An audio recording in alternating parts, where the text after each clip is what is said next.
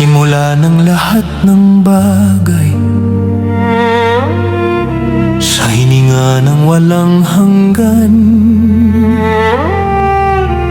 isinulat ang kapalaran ng lupa at ng tao sa ilalim ng langit.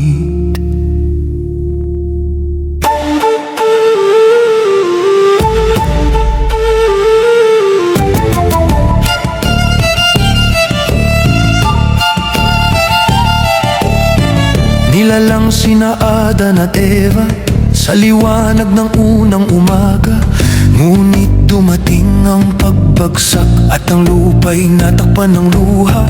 Isinilang sina Cain at Abel, isa'y tagapag-alaga ng tupa, isa'y nagbungkal ng lupa. Sa inggit nagugat ang galit at umagos ang unang dugo. Si Cain, unang mamamatay tao, ay sinumpa ng alahaya, Yahweh, at ang daigdig ay nagsimulang manginig sa bigat ng kasalanan.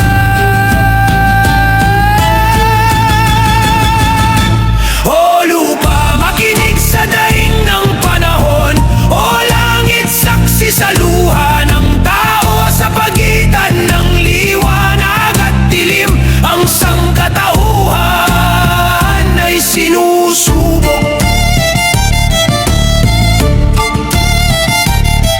Isinilang si Seth at ang tao'y dumami, ngunit ang puso'y lumayo sa katotohanan. Ang lupa'y naging tiwali at isang ikatlo nito'y winasak. Si Kainan, hari at marunong, ay nagpahayag ng darating na baha. Isinilang si Enoch na naglakad kasama ang alahaya. Naghari si Enoch sa lupa, itinatag ang katuwiran, at matapos ang 200 at 40 taon, siya'y inilipat, hindi nakita ang kamatayan. Muling naging masama ang tao at isinilang si Noah sa loob ng 120 taon. Siya at si Metusela ay nanawagan, magbalik loob kayo. Itinayo ang arka sa gitna ng panunuya, at nang bumukas ang langit, huli na ang sigaw ng mga tao. 1 taon sa loob ng arka, habang nililinis ng baha ang lupa. O ulan ng paghuhukom, o tubig ng awa, sa gitna ng pagkawasak, may naligtas sa pananampalataya. O ulan ng paghuhukom, o tubig ng awa, sa gitna ng pagkawasak, may naligtas sa pananampalataya.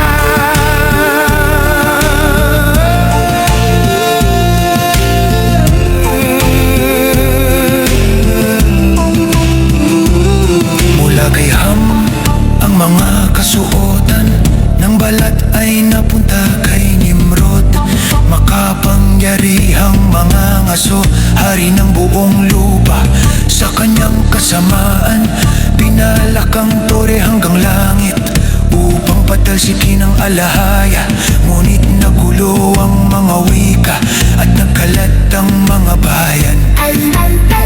Isinilang si Abram at ang mga pantas ay nangamba. Hinangat ang kanyang kamatayan, ngunit itinago siya sa yungib.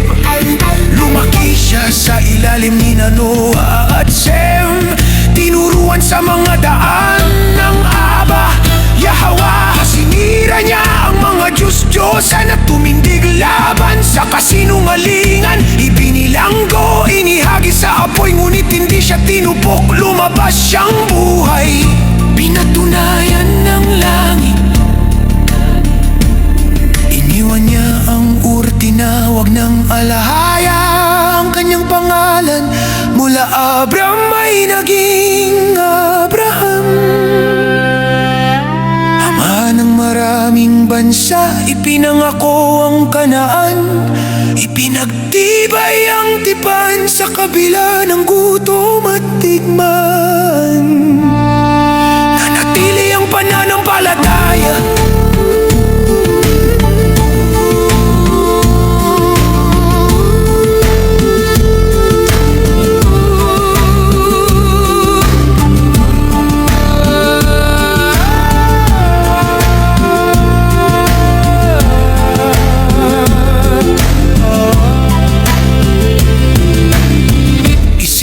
Bilang si Asak sa kagalakan,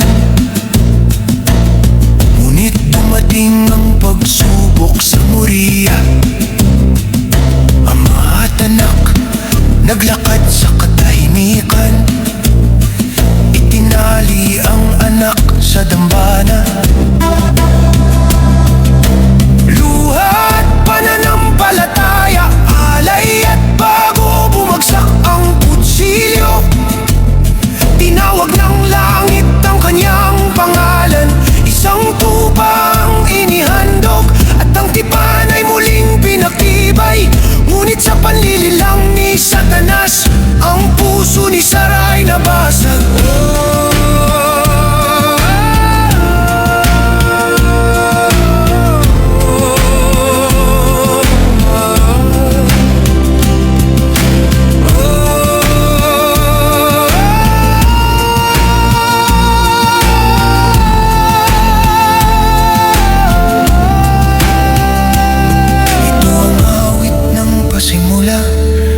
Pagbagsak at pagtawag ng paghuhukom at awa.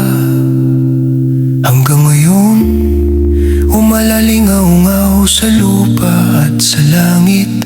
Ang walang hanggan ay tapat, at ang kanyang mga pangako ay hindi kailanman naglalaho.